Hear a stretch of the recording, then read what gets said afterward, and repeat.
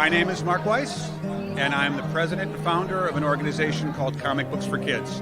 Our complete and entire mission is dedicated to providing comic books to kids in hospitals and cancer centers. I've been passionate about comic books literally my entire life. I love the industry, I love the mythology of the characters, but I've always also wanted to give back. And it occurred to me that perhaps something could be done that would allow us to create an organization that allowed us to provide comic books to the kids in hospitals and cancer centers.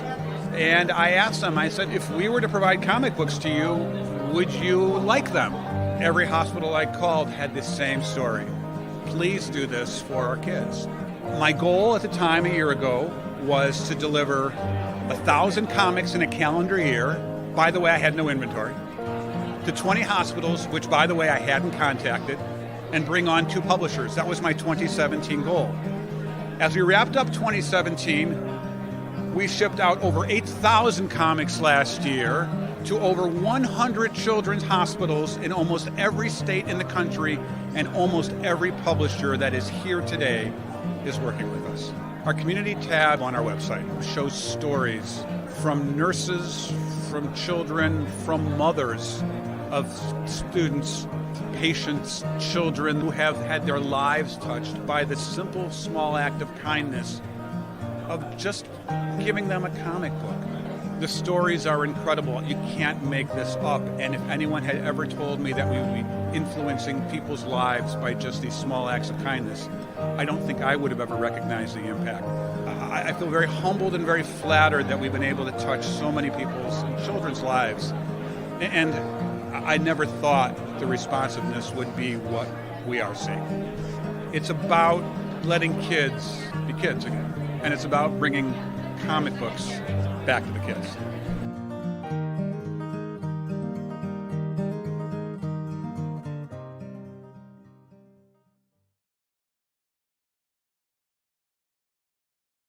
Hello, everyone. Welcome to the Multiverse Fundraiser. I am so glad that you are joining us today.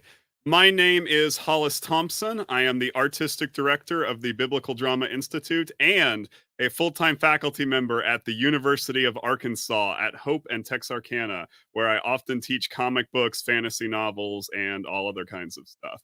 And I am broadcasting to you today live from Excalibur Comics, Cards, and Games.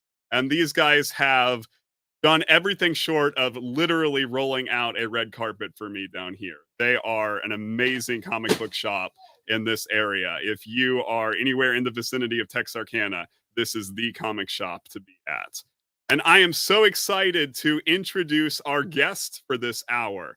His name is Kevin Caliber, and he has been in more both unofficial and fan superhero projects than I can shake a bow staff at. So please welcome the one and only Kevin Caliber. Kevin, how are you? I'm doing great, Hollis. Thanks for having me. It looks like a great setup that you have there. Once again, these guys are absolutely amazing. As a matter of fact, one of the guys just gave me a water bottle because he noticed I didn't have anything to drink. So these guys are absolutely. Well, Kevin, for those of you who aren't, for everyone out there who's not familiar with your work, can you introduce yourself? Who is Kevin Caliber? Well, I'd like to think I'm just a normal guy that grew up loving film and comic books and has just been able to have some really good opportunities, work with some really cool people, and get to play some really fun, iconic characters along the way. Well, cool. Yeah, as I was researching you to prepare for this interview, I realized I don't think I've ever come across anybody who has been both in, like, again, very professional productions. You've been on Supergirl, you've been in MCU films, you've been on shows like The Catch, and yet you also do all of these fan projects like Superman World War and the new Batman Soul of Gotham film you have going. So my first question that came to my mind as I was researching you is, why do all the fan projects? Because obviously you're getting a lot of good work. You're a very talented, accomplished actor in these other professional areas. So why do fan films on top of that? Yeah, I first of all, I really appreciate your kind words. I've being in this world, it's so hit or miss, and I've been out for some really big auditions, and I've been part of some really big projects and very small things, and it just leaves you wanting more. And not to say that the bigger projects aren't as fun, because don't get me wrong, I always have a lot of fun being in every MCU movie that I've ever been on. I mean, it's like chasing around Captain America is so fun to me, but at the same time, I'm not necessarily getting offered to play Superman or Batman. I'm always like the guy fighting the guy or something like that. And to just be able to take that on, and whenever you get into the fandom, you really are doing it with the fans, for the fans. And that's, at the end of the day, that's really what I am. If I'm really just I'm a Midwest guy. I'm from St. Louis, Missouri, and growing up, just thinking about being in any of these things would have been, it was pie in the sky. And then to actually have the opportunity to do it, and for Superman in particular, like we go to Missouri and Illinois whenever we film that. So I'm just in the Midwest with the fans. It's fans first. And we just have a blast doing it. And there's certainly no regrets with that. And I'll still continue to do everything that I can on the big Hollywood side, because I am located in Los Angeles. So it is kind of fun, though, being out here, being the little fish in the big sea, and then going back to St. Louis, then feeling, they treat you differently. Like I say, it's fan first. It's everybody just wants to make it great and wants to have fun, and they're putting all their heart and everything into it. Where, not to say that people are jaded on Hollywood sets, but you can see there's a lot of people that are there for the paycheck, that are kind of burnt out, that are not necessarily there. I mean, you hear about these huge films coming out of Hollywood, and these people that are writing these films that even admit, they're like, wasn't a fan. I didn't even know what it was. So whenever you actually see somebody like, that's why I really admire, like, say, Henry Cavill, who played an amazing, Man of Steel, of course, but then even with The Witcher, he's like, oh, I know this. I've watched it. I've played it. I've learned it. And to me, that's what it is. It's really, whenever you get into the fandom, you're really crossing into that. And I'm not a cosplayer per se. That is getting into a little bit something different, but I support that so much. And to be able to act with cosplayers who they've spent years cultivating these characters and building their own costumes. And I'm gonna be honest with you, I see better costumes at Comic-Cons, and their homemade costumes are actually better than the ones that I see on the big Hollywood sets. So you just see that the heart is in it. And I will just continue to do that. And we try to make the best product, but of course we can't compete with the big studios. We're not competing with Marvel or DC. We're making it our own. And with that, we're just doing the best job that we can with what we have. And I bet you we are having a lot more fun doing it. Kevin, you just validated like every cosplayer watching this show. Yeah. That is love you guys, for real. They are quite awesome. They really are. So what you said really makes sense from my point of view, because there's a lot of people, I think, who are either just fans of superhero media or study it academically like I do. And pretty much all of us, I think, at this point are more or less in consensus that, interestingly, even though like fan fiction and fan films used to be like looked down on, now the fans in some cases really are doing the best work sometimes in terms of the passion projects. And yeah, they might not be totally as polished as the Hollywood films. I mean, again, you don't have billions of dollars to blow on editing software and all that kind of stuff. But again, even like Superman World War, which you were in, the concept, right, of a Superman movie set during World War II of Superman versus freaking Adolf Hitler. As soon as I heard that, I was like, if this was in movie theaters, I would be telling WB to shut up and take my money, right? Like, it's those kinds of concepts that you don't sadly often see, I think, as interestingly done in that world. Yeah, it really gets hard with that, because of course they do have to take the safer route for, commercial success. And one of the things that's funny is we're talking about superhero fatigue on the movie level, where really a lot of these movies we're only getting one every 3 years. Like, we're like, oh my God, there's been 9 Batmans, but really there's only been, what has there been, 7 movies in 35 years? I mean, really, it's not that much on the grand scope of things, where you're thinking these movies are only 2 hours each. And so it's kind of funny to put it into that perspective, where like one CW series is 24 hours long, you know, and 24-hour long episodes.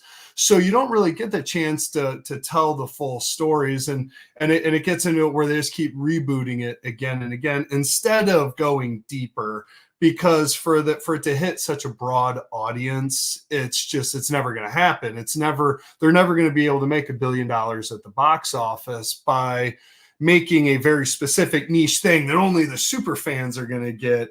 But we can make something that is super niche, and all of a sudden now it really ties into anybody who really is a fan.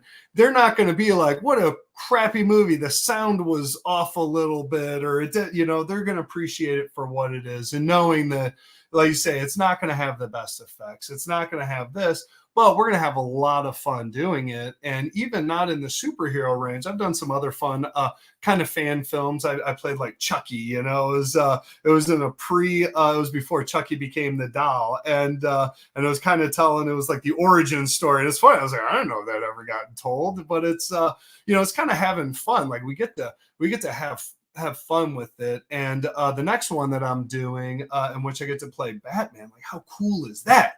I'm gonna be Batman. It's like people go, oh, there's been so many Batmans. Like, come on. It's like, so, and your point, you know, like if I got offered Batman by the WB, would I not absolutely jump at that? Like, one of the funny stories was George Clooney, who a lot of hail as the worst Batman ever. He's like, oh, whenever they take you to the big office and they say you're gonna be Batman, you don't say no.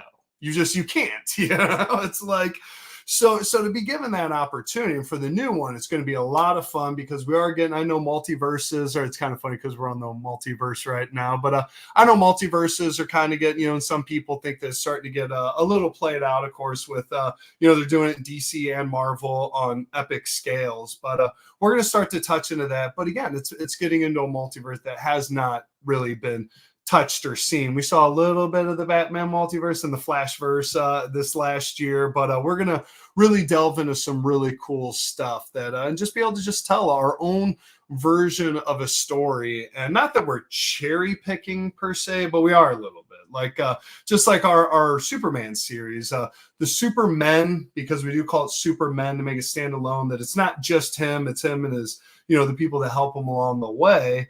That with whenever we're doing that, we get to really develop these fun characters and get to use the art of this or this, you know, even the Superman logo that we use, the Fleischer version. We have not seen it up to that point. And of course, it did show up a couple years back after we did it, but it was fun to finally see the Fleischer version of the Shield being on it, and it's something that we're really proud of as creators, to be the first ones to put it up on the big screen.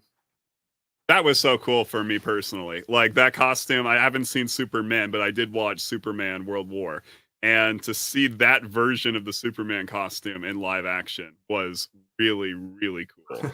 So we got more too. So cool. You know, it's we've already got more in the can. We're filming more this coming summer, and we're just gonna keep making it, because again, the super fam is what we call it. You know, I have my super friends out there in Metropolis, and all the people that do the Superman movies. It's our super fam, and we've been doing it now. Shoot, I can't remember whenever we first did. It was way back in 17 or 18. It's been quite a while since we did initial you know, filming for that, and I think we're up to 20 million views on YouTube, and it just kind of validates what we're doing, because we're doing it, you know, it takes a lot of effort and a lot of resources to be able to do it. And it's just nice because we're not getting rich off this. There's no big paychecks, you know, so it's it all just goes for the love of it. And it really goes into more of, like I said, more of like the cosplay world, or you know, people that do theater because that they love it, and they're just,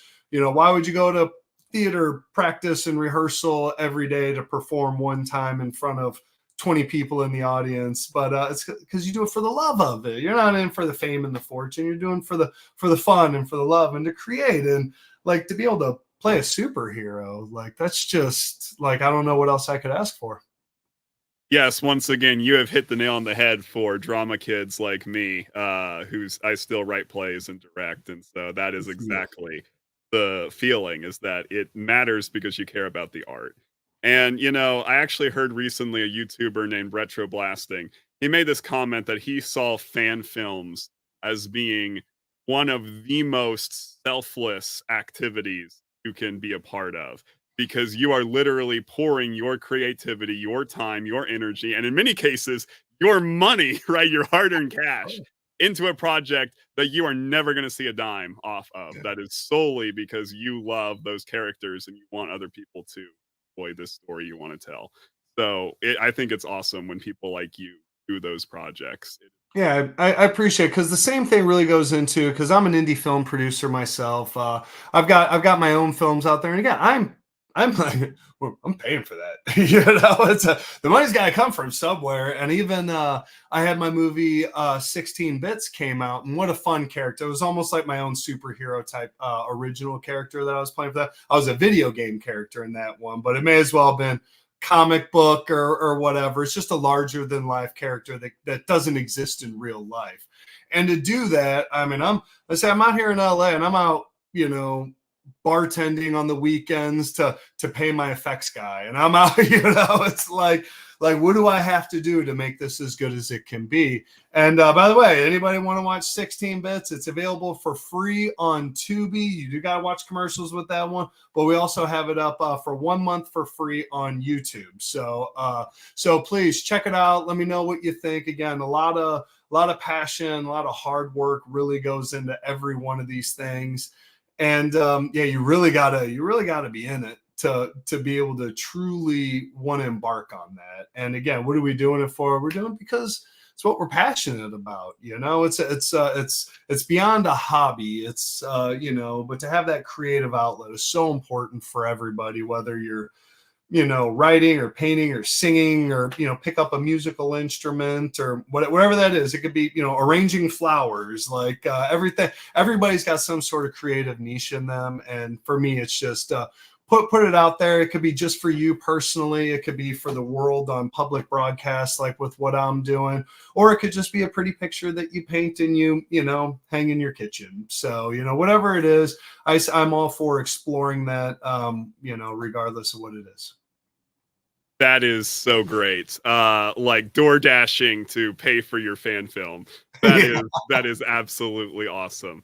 And I think for a lot of, I don't think I'm speaking out of turn here to say most of us, either behind the scenes here or watching, are just like similar to you, right? People who are artists who are on the front line, right, of the indie stuff. And yeah, it's really validating, I think, to see other people going through the same thing as you, but have had the success that you've had with a lot of those films. Because again, 20 million views. Now, I might be old fashioned, but that doesn't seem totally niche to me, with that number.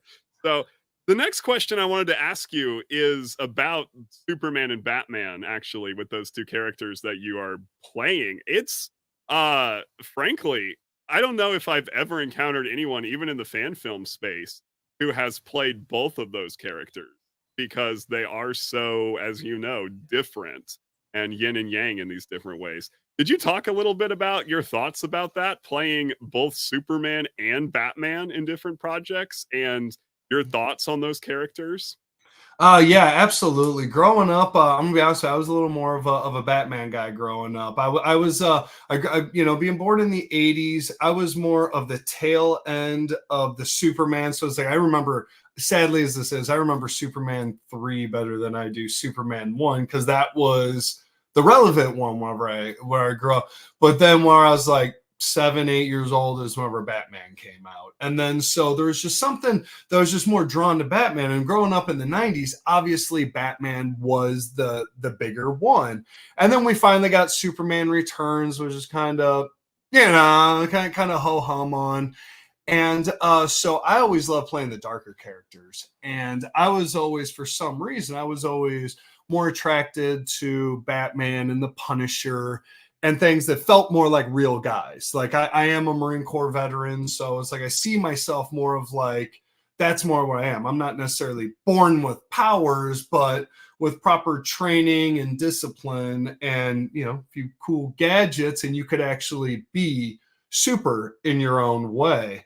So I always thought of myself more like in that vein. And then whenever I first booked Superman on Supergirl, it was kind of funny because all they said is they said a Superman type. We didn't know it was Superman. They're so secretive about what you're doing, and I had no clue. And then it wasn't until I actually booked the job. There was, I think, 6 of us in the final auditions, and I'm looking around. I'm like, yep, we're all very much Superman types, and some guys are a little bigger, more muscular. That a couple guys were like, you know, kind of the thinner, you know, type, and I guess I was just that right in between, just muscly enough, just big enough, just whatever. And then I still wasn't completely sure that it even was Superman. So whenever they asked me to go for a fitting, I went to the Warner Brothers fitting department, and they have the size sheet, which anybody who's ever been fitted, even at the tailor for a suit, they have, you know, your typical sizes, but this one was more sizes than anything that I've ever seen. I mean, it's got 14 measurements just for one arm. I mean, it's the cuff, the wrist from here to there, to there, to there, to there. I mean, everything. And at the top, it had roll, and it said Superman on it. I was like, you know, and it's like one of those ones where I'm there in the thing, and I saw the tailor who's taking my met, and I see it, and I was like, oh my God, is it Superman, right? Is this Superman? Is this like, tell me this isn't real. And then, of course, being, you know, mostly just a shadowy figure in that, because the first season of Supergirl, they did not want to take away from Supergirl. They wanted her to be, you know, give her stage, which is great. And then the plan was to always bring in Superman in a bigger thing later. So to be mostly silhouette and an arm and a this and a, you see this, it was so much of a tease that probably ties into better of your first question, like why then do fan after doing that? Because then whenever I came to Donnie Callahan, who was the writer, and his father, whenever they really offered me, they said, look, we want to do a full-blown thing, and you would be the guy. So now I get to be Clark and Superman, and I finally get to do it right. It was absolutely, are you kidding me? Of course I wanted to, you know, like after the tease of, because I'm gonna be honest with you, we filmed a lot for Supergirl. What you actually saw on the screen was just such a small microcosm, and which is such a popular thing in Hollywood. I mean, they film a lot of different things, and so for it to, you know, be done that scale, and then for what you see, it was like, ooh, man, you know, I still had fun. No regrets. Still one of the greatest experiences of my life is walking up to even my trailer that said Superman on the door. Ooh, yeah. And it's like having 3 people help me put on the cape, because it is not easy to put that stuff together and actually step into it. And then here we are years later. I just shot, last year I shot a film called Bang Bang Betty, Valerie's Revenge, which is also available on Tubi and Amazon and everywhere else. So please check that out. It's a really fun action movie by Alex Huang, but it had an amazing stunt team on it. Like amazing. It's the Rising Star stunt team. They're just phenomenal. And the leader of the team, the stunt coordinator's name is Gary Choi. And me and him, we just got along great. Like now I'm on set with a fun, you know, stunt, like working with stunt guys is incredible. They're the craziest guys, and to be actually like professional stuntmen that are just throwing themselves around. And boy, that made me look real good. And so to be in an action movie like that, and then I got along with Gary so well that you know, whatever it was, a couple months later, he hit me up and told me he was putting together the Batman project, which was the Soul of Gotham. And he told me, he said, look, we're in talks with Kevin Porter, where anybody who knows anything about the fan film world definitely knows about Kevin Porter and his, you know, version of Batman. And he said, we talked to Kevin. Kevin he likes it. He loves the project. He would love to be in it, but he's kind of over being the Bruce Wayne prototypical Batman. So then that's whenever he said we're going to cross the universe and we're actually going to bring in Flashpoint Batman with which he's actually playing Thomas Wayne, Bruce Wayne's father. So to have the opportunity to now not only play Batman, but play Bruce Wayne opposite Kevin Porter, who's also in it. And I get to work with Gary Choi's team from the Rising Star stunt team again. And I just know it's going to look incredible because these are some of the best stunt players that I've ever worked with. And even seeing how much they're going in through the pre-production and all this, all the effort that's going into it. I mean, it's going to be awesome. And just to be a part of that, whether it's, I mean, sure, in the dream world, I would have been the Batman and, Matt Reeves' last Batman, or maybe I could have been, but if I'm being honest with myself, I understand that I'm not Ben Affleck. I'm not, somebody on that scale, which is fine with me. And I'm just going to make the most of every situation that I'm given. And this is one that I'm definitely making the most of. You might not be Ben Affleck, but you are Kevin Caliber, right? That's right. You are you, and that's ultimately what matters, right? Professionals, we throw our heart and soul into our projects, and even though you may not have the name recognition, that doesn't mean that what you're doing is valuable, and that's part of what Oh, you're welcome. Speaking of that Batman film, could you give us some more details about that project? Because I've watched some of the promo videos, but I'm still curious. I haven't been able to piece together exactly what the plot is. Whatever you can tell us. Yeah. It's being secretive. That is for sure. We're going to see you. Hopefully you'll see some fun surprises. Anybody who really knows the Batman universe. We're going to have some characters cross over, unlike anything that you've seen. So hopefully you'll know all the characters, but let's just say that, worlds collide a little bit. And like I say, we do get into some fun multiverse stuff. But it's going to be a really good scope of characters with, like I said, with being made by just a very professional group. It's they're trying not to, they're trying to make the most of it, which again, the Soul of Gotham is on, I believe it's on Indiegogo right now. They're trying to raise a few more bucks. Cause again, nobody's getting rich on it. Everything that we're doing is all going into equipment, obviously. And we're really going to get into it with some really fun characters. So you're going to have to see where some heads are going to be butting and where alliances are going to be at the thing. But let's just say, I can say it will definitely be a family affair that will not disappoint. So. Which is really cool for me because one of the things I personally like the most about Batman is not just Bruce Wayne, but the whole Bat family.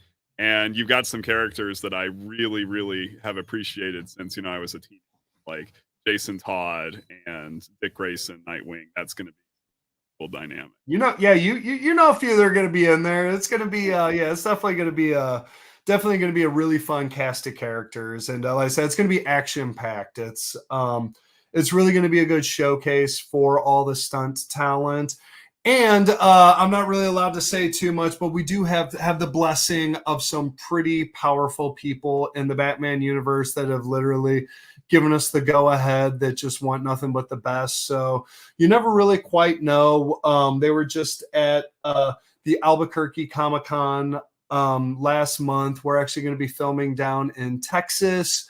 So there's going to be a lot to it, a lot of elements. We're going to do everything that we can to continue to be doing Comic-Cons and just be doing a really good thing of getting it out there to the wide audience. Of course, we're going to do the best that we can with along the way, and hopefully, the goal always being that the true fans appreciate it and enjoy it. And it's funny because we've all seen the big movies and we've all seen how much people are disappointed or just the way that they go about it. Like, say, the last several Marvel movies have all been, ho hum, and it's a bummer because, like, we just watched Aquaman 2, and we walked out. I go, it was a pretty fun movie. It was cool looking. And then I read, and then I'm seeing everybody's like year-end of movies, and it made everybody's like worst of or most disappointing. I was like, there is no way that is the worst movie that came out of last year. And I think it's just because the hype is so big and the expectations are so big. And whatever that means, if it just means that comic book movies, that the DC side just peaked with the Dark Knight, or the Marvel side just peaked with Endgame, and it's just been downhill ever since. I don't know. I don't. It's funny to think that how hard people can be on these films, but there's also something about fandom that really goes a long way. Where you see, say, the harshest critics are usually the biggest fans. Like in the Star Wars world, it is literally the biggest fans are the ones that complain the most. And I also see it. I'm also a wrestling guy, where it seems like wrestling fans are the hardest to please, but they will still tune in every week and complain about it. It's like, because they're the true fans, where you get the casual fan that, I went in, the last Ant-Man multiverse, and I left. I was like, oh, it was pretty fun. Again, I read what everybody else says. They're all just trashing it. And I was like, I had fun. I don't know what to say. Maybe I'm more of an optimistic fan, but I'm like, I didn't think it was that bad. It is always more of an intellectual challenge to find the good in something than the bad. Anybody can point out the bad stuff, but it takes some time to really find and appreciate. So that's awesome. Very true. For those of you who are just tuning in now at the half-hour point, I want to reintroduce ourselves. I'm Hollis Thompson of the Biblical Drama Institute and the University of Arkansas at Hope and Texarkana, and we are here supporting the Multiverse Fundraiser, which is a charitable online Comic-Con. This year, the charity we are supporting is Comic Books for Kids, which is a beautiful organization that provides child-appropriate comics and toys to children in hospitals and cancer centers. As many people like Crayley McDonald have been saying through this thing, these are kids who are facing things that are much scarier than the supervillains in these stories, and superhero comics throughout their entire history, right? From World War II on, have always been something in this culture that gives people hope. And so this is an organization that is providing hope for these kids. And I think that we are going to run a promo again at the half hour, and then we will get back into the interview. My name is Mark Weiss, and I'm the president and founder of an organization called Comic Books for Kids. Our complete entire mission is dedicated to providing comic books to kids in hospitals and cancer centers. I've been passionate about comic books literally my entire life. I love the industry, I love the mythology of the characters, but I've always also wanted to give back. And it occurred to me that perhaps something could be done that would allow us to create an organization that allowed us to provide comic books to the kids in hospitals and cancer centers. And I asked them, I said, if we were to provide comic books to you, would you like them? Every hospital I called had the same story. Please do this for our kids. My goal at the time, a year ago, was to deliver 1,000 comics in a calendar year. By the way, I had no inventory. To 20 hospitals, which, by the way, I hadn't contacted, and bring on 2 publishers. That was my 2017 goal. As we wrapped up 2017, we shipped out over 8,000 comics last year to over 100 children's hospitals in almost every state in the country, and almost every publisher that is here today is working with us.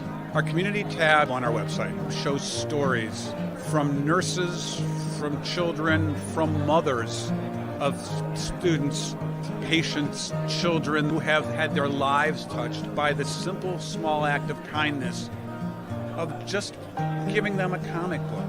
The stories are incredible. You can't make this up. And if anyone had ever told me that we would be influencing people's lives by just these small acts of kindness, I don't think I would have ever recognized the impact. I feel very humbled and very flattered that we've been able to touch so many people's and children's lives. And I never thought the responsiveness would be what we are seeing. It's about letting kids be kids again, and it's about bringing comic books back to the kids.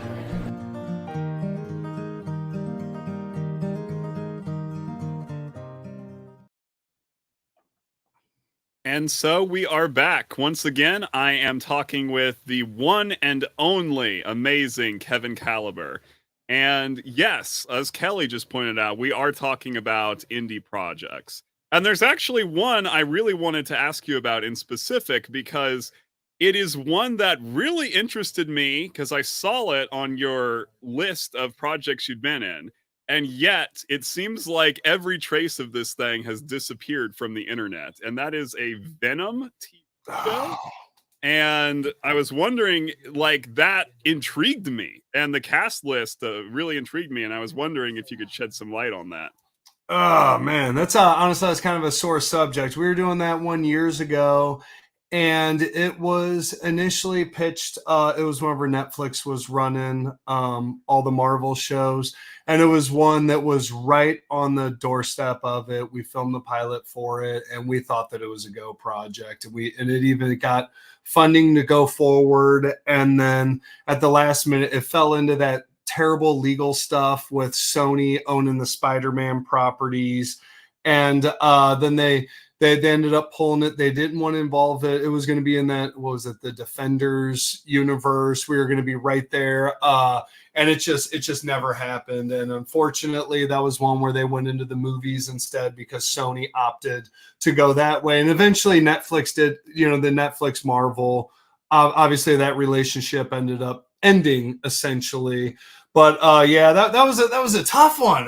We were right there, and as an actor, it gets really hard being. You don't want to get excited for too many things because until you're on set, and honestly, it even goes beyond that. It's until you're on set. There hits a point whenever you're like auditioning or you book something, and then you're still replaceable, or the project could lose funding or just go away completely until you're on set. And then it becomes the joke of, oh, well, it's not until your paycheck clears. And then it's not until you actually see the finished project. So there's so many of these hurdles to get over. And it's so hard to not get so excited. Like, I've been a part of 6 pilots now that any one of them could have been a TV show for 10 years. And that's just what I'd be doing now. And it's all right. I got my career plan. But it's just, that was one of those ones that it was right there. I still keep in contact with that team, and it's so hard. I have a few shows out there that I have slight regrets on not booking, whenever you just see how cool they turn out. Like one was the TV show The Boys. I love it. It's a gritty superhero show, and if anybody hasn't seen it, I really recommend it. It's one of the just the best ones out there in my opinion. And I was one of the finalists to be one of the superheroes on it. And I just got done working with the same team. It was the same production team that did the TV show Future Man that I was on for a few seasons. Seth Rogen produced, and man, it was just right there. And it made it so hard, but I absolutely love the show, and I would not have been Homelander. I'll just say that that guy's incredible, but I would have been one of the principal guys if I had booked it. And it's just one of those things that it gets hard, and with Venom, and you have to keep the enthusiasm up. And that's what's one of the things that I love about doing the indie projects, is that it gives us more control. We can decide who's going to do it. Like my film 16 Bits. We did an Indiegogo for that one. We raised some money. I paid out of pocket some other money, and we made it. And now we have this, what I think is a really fun movie, and I'm super proud of it. I have the poster hanging up in my office. It's just something that I'll have forever. I mean, shoot, I got my. You got your pop dolls in the background. I got my own little wax waster pop doll, and it's like how cool is this that I get to we created this, and it's just so fun to be able to do that. And with some of these other indie projects that we're doing, it's good to be a little bit more in control of it, because you get to see it through and make sure that it gets done. And I'm in the middle of producing my next one. It's called A Hard Place, which is going to be a creature feature.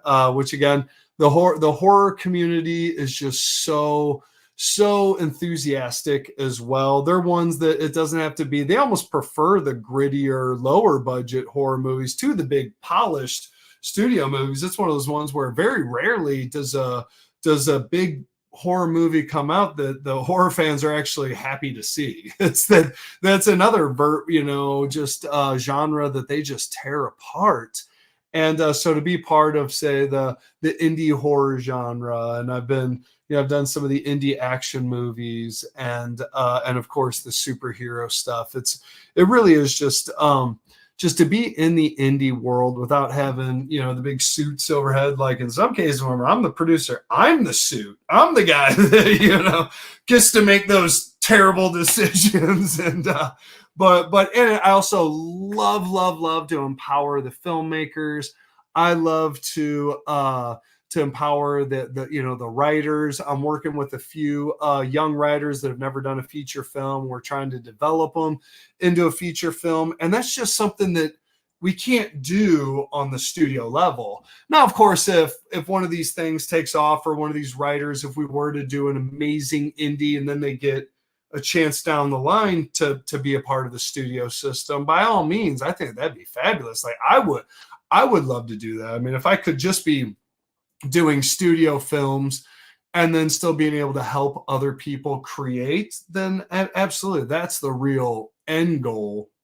But to be able to have the creative freedom on an indie movie set where it has a lot less stakes, of course, we're not $200 million budgets where if the movie doesn't make money, people are going to lose their house. I don't know if that really happens, but you know what I mean? It's just typically, I think the rich get less richer in a lot of those cases. But also it's kind of funny because, let's say, I'm on big sets all the time. Like I was just on a huge set that I can't talk about. I had to sign an NDA, but I was just on a huge set a couple of weeks ago, and I'm looking around. I'm like, there's got to be 80 people here that I'm not sure what everybody's doing.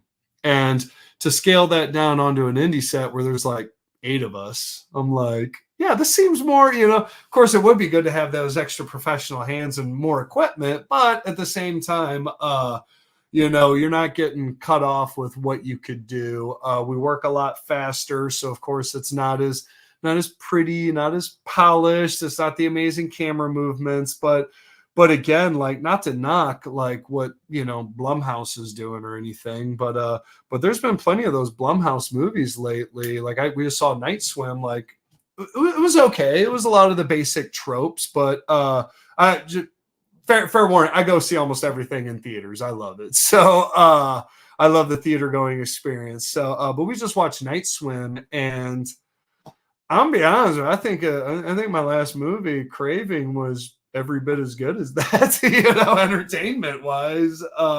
And we probably did it on 1,000th of the budget or whatever. So you never quite know, but I think that's also us having that creative freedom to be able to do what we want. That totally rings true, I think, for me and everyone else who's working in the low budget arts. I always tell people we're where the real art is, right? We're not sellouts like those other guys. That's right. There you go.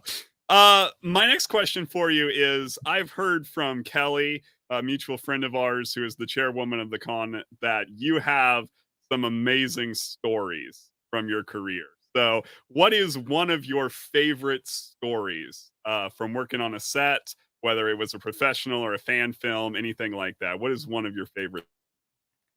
What is a good story? Yeah, I should be prepared better for this. I actually wrote something down. Let me see if I can find it.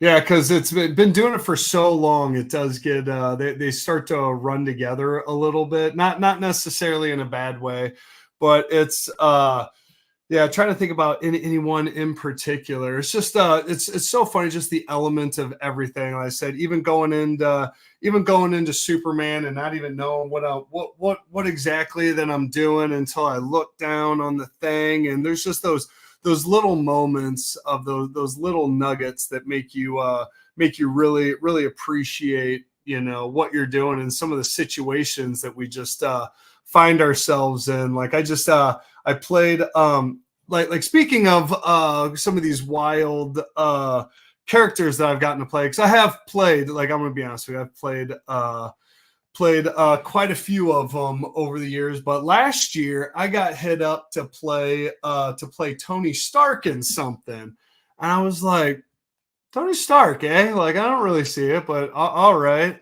And I get there, and the bit was that there was a few of us, and we were auditioning for the original Iron Man, and we're all dressed as Tony Stark. And then Robert Downey Jr. walked in, and then he wasn't originally invited to the audition, so it's kind of playing on him, Hollywood not wanting him at the time, and it being a big thing. So it's just one of those moments where I get hit up from my agent. They're like, hey, they're interested in you and playing Tony Stark. I go, oh, I'm listening. What do you mean I'm playing Tony Stark? And then I get the storyboards, I get the script, and it's just hilarious to see what they're doing. And then now I find myself dressed as Tony Stark, auditioning against Robert Downey Jr., auditioning to be Tony Stark. And it's just one of those, like, almost like, pinch me, is this real? Like, how did I possibly end up in like this scenario here? It's just but being grateful for every bit of it. In fact, I see your next guest, Shannon, is me and her were in a film a couple years ago that is still waiting to come out.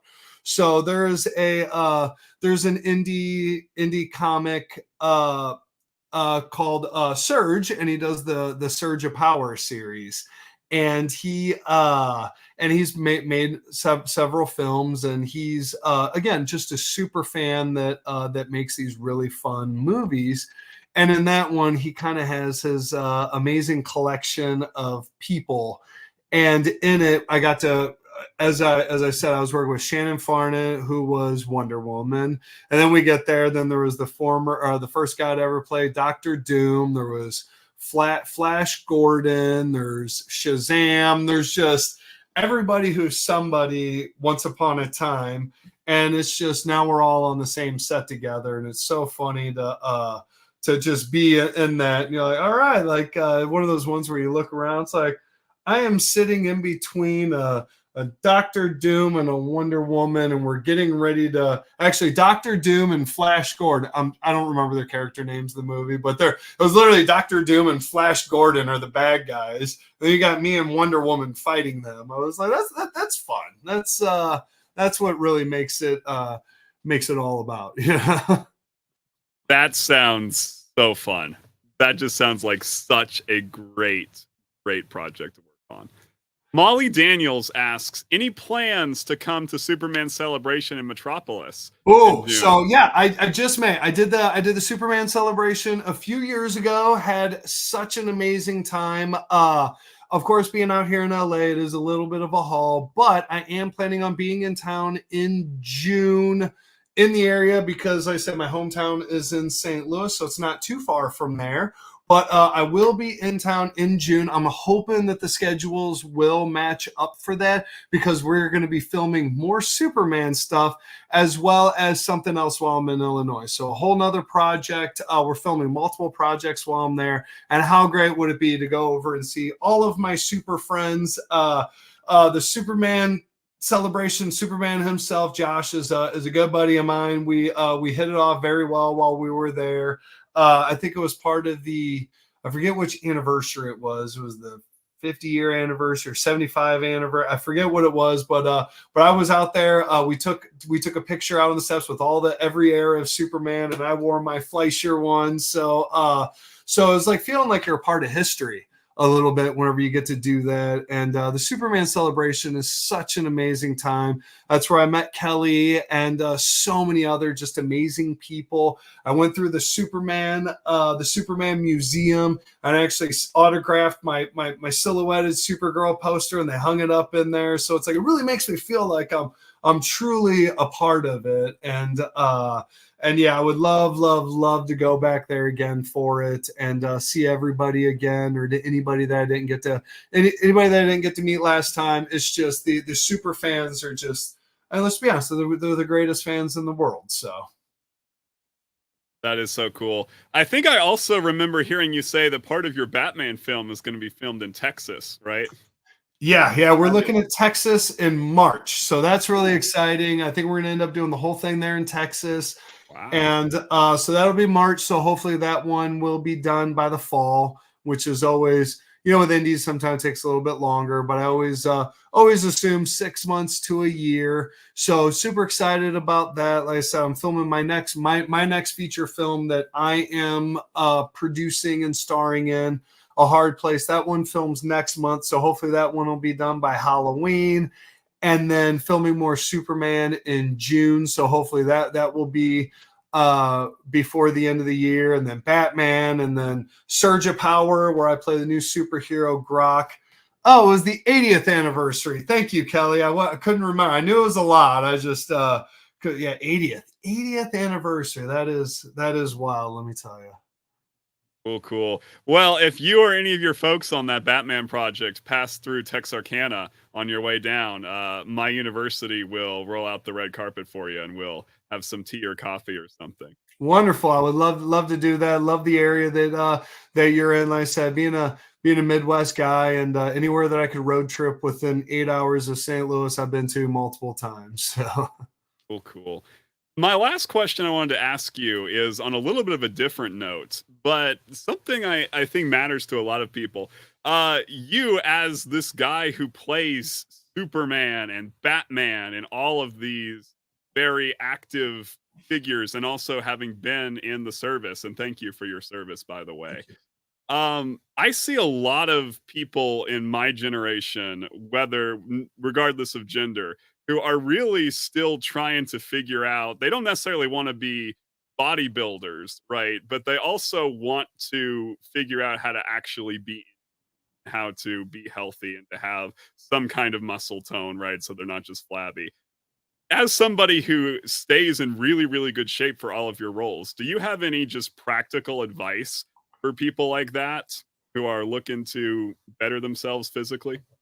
Really, it's just going back to the basics. It's just trying to eat healthy whenever it's an option, and just doing basic strength training and something for to keep your body moving. Me personally, yeah, I've teetered on that being too muscular at times, because I do put on a little bit extra weight for my more muscular characters, and it's hard. It's hard to put on good healthy weight. And same thing as that, I take it off whenever I need to. And it really does take a lot of dedication. But for the average person, it's just try to limit your portion control and just do something that you enjoy, whatever that is. If that's tennis or volleyball or roller skating, just do something to stay active. And I highly recommend everybody do some form of strength training, because the older that we get, our bodies do break down. I'm in my 40s now. I'm really starting to feel it in my joints. So I try to do everything that I can to be, as good as I can. And it is tough. It is a grind, but it really is just the basics. You see the crazy exercises that people do on Instagram, like, don't do that. Just getting down and doing like a set of push-ups and a set of chair squats. When anybody done this, sit down in the chair, stand up, sit down, stand up. Do that 20 times and you will get more out of it than you would be surprised. And that just goes to aging and a lot of the fundamentals that I was taught at a very young age, which luckily for me, I did take a liking to it. My dad taught me how to work out when I was still just a teenager. He actually bought me a weight set that I still have to this day. I've had my weight set for 27 years now that I literally still use to this day. And I say, just whatever it is that you enjoy. People say, I don't like running. Cool, don't run. Do you like biking? Do you like walking? Do you like walking your dog? Do you like whatever that is, do something to get the heart going and really get the body moving. It doesn't have to be all or nothing. You don't have to do a crazy diet. Just try to think a little bit more sensibly whenever you're ordering or whenever you're eating. Just think, just try to, like I said, just try to keep those portion controls in and treat things as a treat, because some people eat dessert every single day, and good for you. I'm glad you could do it. But if you treat it like it's a special occasion or something like that, it's the way I think about everything in this world in moderation. I mean, I know that I'm weird. I like working out every day, and I've been doing it for a very long time. I don't expect anybody else to do that, but whatever it is, find something that you enjoy so that you could, play with your kids and hopefully your grandkids one day, and just age gracefully. Very, very awesome. I will definitely say you don't look your age. So successful at that. Awesome. I also noticed that Molly Daniels in the comments recommended a Cattleman Steakhouse in Texarkana. I hate to break this to you, Molly, but they no longer exist. That steakhouse is no more. It was a huge blow to the people here in Texarkana. But yes, it is gone. It is no more. The very last thing I'll ask you, as we are just about at the end of our time, from all of your wisdom that you have gained from being actor, from being producer, from professional projects, stuntman, everything you can say, what is the best piece of advice that you could give for people who are wanting to do the kind of things you do in this environment?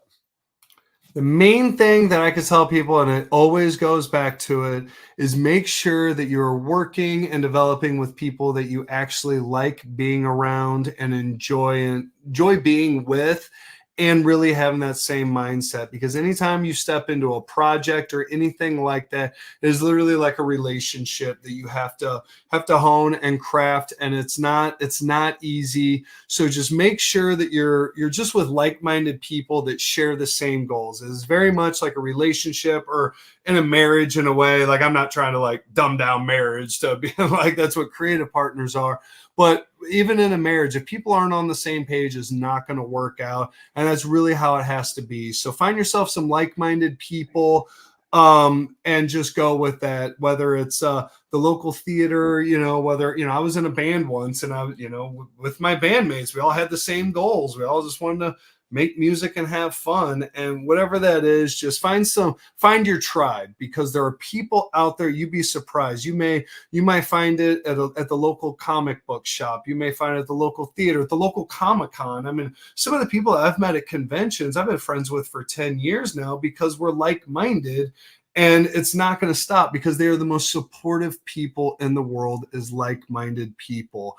I literally get more support from strangers that I have never even met outside of the internet and just being Facebook friends, and they support me more than my own friends and family that have known me my entire life, because they just don't understand what my goals are and my passions are. And it's a strange hit to take whenever you do put yourself out there. Then you realize that you literally get more support from strangers on the internet than you would from your own family. I'm gonna be honest, I don't think my family members outside of my stepsister have watched any of my movies. Like, it's sad. Like, I literally send them DVDs, and they still never. Maybe they're watching and they're just not telling me. But that's just the harsh reality. So my main advice is find other passionate people that are like-minded, that will be supportive, because the support system is so important. That sounds like very, very wise words. I also see that Mark, who is the founder and man who runs our charity, Comic Books for Kids, has joined us at the last minute. Listen, Hollis, thank you. I want to comment on the timing. I hear Kevin saying about bodies breaking down, and you bring me on, so I don't know what that means or anything, but ultimately, thank you. And Kevin, I asked to come on and just to say thank you to you for your support of what we're trying to do. You're an incredible talent. This is the closest I'm ever going to get to anyone that's ever played Superman or won awards on Muscle Beach. So I mean, candidly, you're an inspiration to others. And I also want to echo your comments to others about do something every day. Do something. Walk. Do 10 sit-ups. Do 5 push-ups, but do something because it will pay off when down the road. I mean, you're still going to get older, but you know, and you may not live longer, but the quality of your life will be so much more enriched by what you did by taking care of yourself when you were younger. So, to echo your comments, agreed. But more so, thank you so much for being on this event. Hollis, thank you for hosting. This is a passion project, and we're thrilled to have your support. I appreciate it, Mark. Keep doing what you're doing. I will happily continue to support in any way Beautiful, that I bud. can to get the good word out there. Thank you for doing what you're doing. I wish that there was something around like this whenever I was a kid, or if there was, I just didn't know about it. We didn't have all the information there in the 80s and 90s like we do with just the internet and everything that we do now. Quick question, Kevin. How many hours a day do you work out? About 1.5. That's not bad. Yeah. It's That's all actually doable. not- I mean, what is that? That's That was out of the day. P90X. It's like that was P90X routine, bud. You know. Yeah, I did. That's what got me in originally good shape. I did it P90X in my basement back in St. Louis, Missouri. 10 times in a row. No kidding. Good for you. Times in a row. I'm a year out. I haven't done it in over a year. I got to get back into it. But I huge supporter for conditioning. There's nothing better. Absolutely. Tony set the precedent. He set the standard moving forward. Absolutely. Just keep moving, man. Just push play. Just keep moving. Just keep doing something. That's it. Hollis, thank you. All right, cheers, guys. Tell Shannon I said hi, and I cannot wait to see her at the premiere of Surge of Power, where me and her get to fight the bad guys together. Awesome. And thank you again, Kevin, for being here. That Absolutely. is Later, have a guys. great day. That brings us to the end of this panel.